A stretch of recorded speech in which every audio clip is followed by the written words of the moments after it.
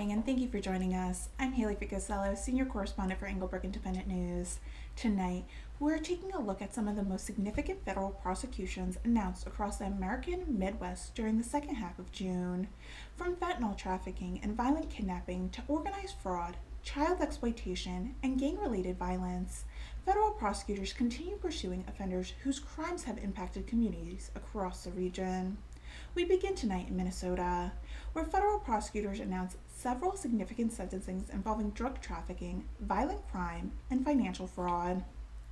Jake Nolan Northern was sentenced to 240 months in federal prison after admitting he operated a fentanyl trafficking conspiracy that distributed pressed fentanyl pills throughout the southern Minnesota. Prosecutors say one of those sales resulted in a fatal overdose of a young Minnesota man. Northern had previously served a federal prison sentence for cocaine trafficking. In another major case, Isaiah and Raymond Garcia pled guilty to carrying out an armed kidnapping that prosecutors say resulted in the theft of more than $8 million in cryptocurrency.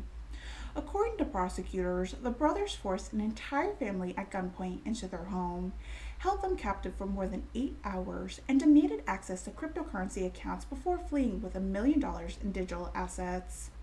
Both face up to 20 years in federal prison at sentencing. Federal prosecutors also announced the sentencing of Javier Eddie Aurora Holmes, who received 90 months in federal prison after participating in a violent armed carjacking in Minneapolis. Prosecutors say 2 victims were pistol whipped before their vehicles were stolen, and suspect later led police on a high-speed chase before crashing.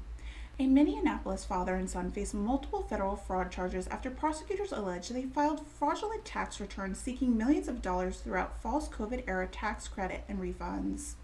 The father also faces a separate charge of being a felon in possession of a firearm. As with all indictments, these charges are allegations, and both defendants are presumed innocent until proven guilty in the court of law. Federal prosecutors also announced the sentencing of Cameron Devon Durand, who received a combined sentence of 170 months in federal prison after committing multiple firearm offenses while on federal supervised release.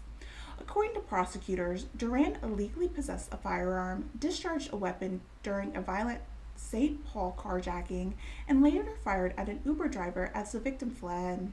From Minnesota, we move to Wisconsin, where federal prosecutors announced several major convictions involving child exploitation, organized gang violence, and human trafficking.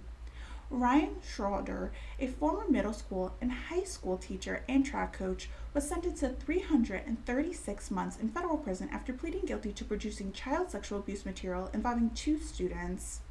The judge also ordered a lifetime supervised release following his prison sentence. In Milwaukee, Lawrence Turner and Ronald Bowman, members of the Wild 100 Street Gang, received a life sentence plus additional 10 years after federal juries convicted them in a murder-for-hire conspiracy financed throughout a multi-million-dollar COVID-19 era unemployment fraud scheme. Federal prosecutors announced the sentencing of Damian Gambrell, who received 240 months in federal prison after pleading guilty to sex trafficking by force, fraud, or coercing, and directing fentanyl trafficking conspiracies that resulted in a fatal overdose. The court also ordered Gambrell to serve a lifetime of supervised release.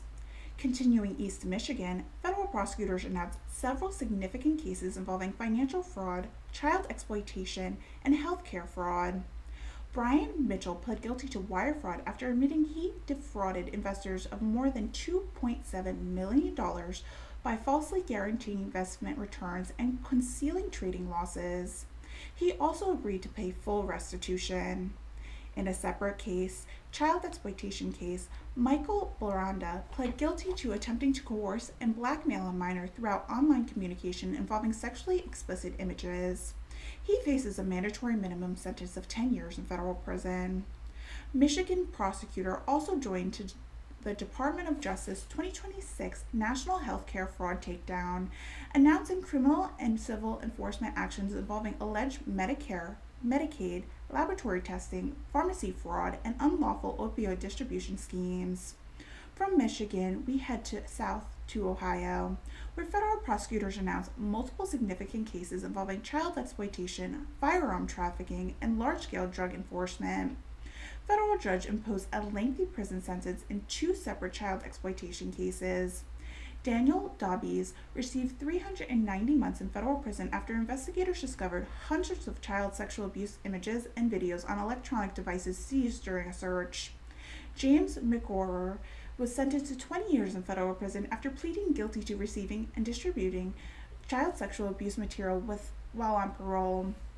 Federal prosecutors also announced the sentencing of Terrence Chu, a California resident who received 15 years in prison after convincing an Ohio woman to illegally purchase firearms on his behalf before transporting them back to California.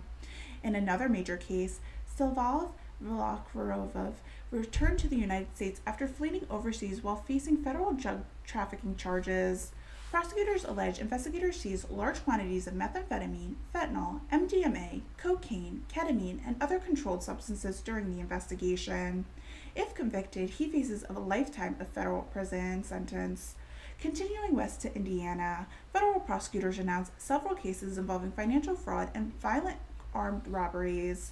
Federal prosecutors charged contractor Richard Turner with a bank fraud after allegedly he diverted approximately $188,000 in construction loan proceedings intended for subcontractors. A separate indictment charges electrician Clyde Shane Hatton with wire fraud after prosecutors allege he embezzled more than $200,000 from his employer. Federal jurors also convicted Lawrence Jean Francisco on armed robbery and firearm charges after prosecutors provided he committed two violent Indianapolis robberies while armed with an AR-style pistol. Our coverage now moves to Illinois, where federal courts announced several significant prosecutions involving child exploitation, public corruption, and health care fraud. Christopher Martin was sentenced to more than 33 years in federal prison for operating an online messaging group directed to trafficking child sexual abuse material. Former suburban police officer Anton Larry received more than 5 years in federal prison following his conviction in a public corruption scheme involving extortion, bribery, and falsified police reports. A federal jury also convicted chiropractor Song Hang Lim on multiple healthcare fraud charges after prosecutors say he billed insurers for medical services that were never performed, resulting in more than $600,000 in fraudulent claims. Illinois prosecutors also joined the Department of Justice nationwide healthcare fraud takedown, announcing charges in two major alleged Medicare and Medicaid fraud schemes. Federal prosecutors continue emphasizing violent crimes, child exploitation, organized fraud, opioid trafficking, and healthcare fraud as enforcement priorities across the Midwest. We conclude our coverage in Iowa, Missouri, Arkansas, and Kentucky, where federal prosecutors continue targeting child exploitation, fentanyl trafficking, violent offenders, organized fraud, and repeat criminal offenders. We begin in Iowa, where Bryce White was sentenced to 35 years in federal prison after admitting he operated an extensive online child exploitation scheme. According to investigators, White posed as a minor on social media and coerced dozens of children into producing sexually explicit images. In another case, Stephen Jarrett, a Jamaican national, was sentenced to more than 3 years in federal prison after illegally re-entering the United States despite his multiple prior deportation and previous federal convictions for large-scale drug trafficking and money laundering schemes. Federal prosecutors also announced the sentencing of repeat drug trafficker Sean Mackey, who received 131 months in federal prison after investigators recovered methamphetamine, a loaded firearm, and drug distribution material following a high-speed pursuit.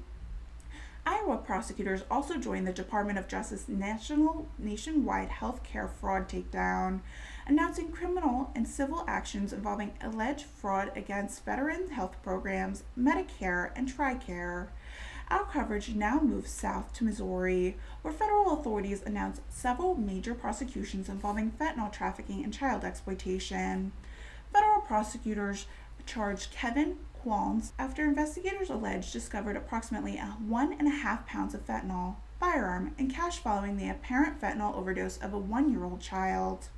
A second toddler was also treated after allegedly being exposed to fentanyl and other dangerous narcotics. The criminal complaint alleged drug trafficking and firearm violations. As with criminal complaints, the allegations remain pending and must be proven in court. Federal judges also imposed lengthy prison sentencing in two child exploitation cases. Xander Spies received 140 months in federal prison after admitting he again possessed child sexual abuse material while on supervised release for a previous federal conviction. Anthony Moore was sentenced to 20 years in federal prison after admitting he received child sexual abuse material involving a 13-year-old victim.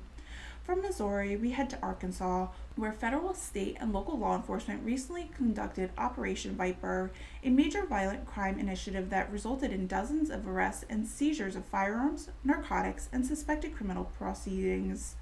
Federal prosecutors also announced significant child exploitation sentencings. James Baker received 235 months in federal prison after pleading guilty to producing child sexual abuse material involving multiple underage victims. Victor Ramirez Mora received the maximum sentence of 30 years in federal prison after investigators discovered videos depicting sexual abuse of multiple toddlers. We finished tonight in Kentucky, where federal prosecutors announced several major cases involving narcotic trafficking, child exploitation, and healthcare fraud. Stephen Dye was sentenced to 13 and a half years in federal prison after pleading guilty to trafficking methamphetamine while illegally possessing a firearm as a convicted felon. Canadian citizen Alexandria Towns was arrested after allegedly traveling to Tennessee to meet what he believed to be a minor for sexual activity. Prosecutors allege Towns distributed child sexual abuse material during an online communication before his arrest by the FBI. Those allegations remain pending before the court. Kentucky prosecutors also joined the Department of Justice 2026 National Healthcare Fraud Takedown, announcing multiple indictments alleging Medicaid and Medicare fraud, identity theft, controlled substance offenses, and fraudulent billing involving millions of dollars in taxpayer dollars. Across the Midwest, these federal prosecutions reflect the continued enforcement efforts targeting violent crimes, fentanyl trafficking, child exploitation, organized fraud, firearm offenses, and abuse of federal funded health care programs. While many defendants have pled guilty or have been sentenced, others have only recently been charged or indicted. Under our justice system, every defendant faces pending criminal charges and presumed innocent unless proven guilty in the court of law. We'll continue following these cases as they move forward in the federal court system. For continued coverage of federal law enforcement, public corruption investigations, major criminal prosecutions, and breaking national news, continue following Englebrook Independent News. I'm Haylee Ficuciello. Thank you for joining us, and good night.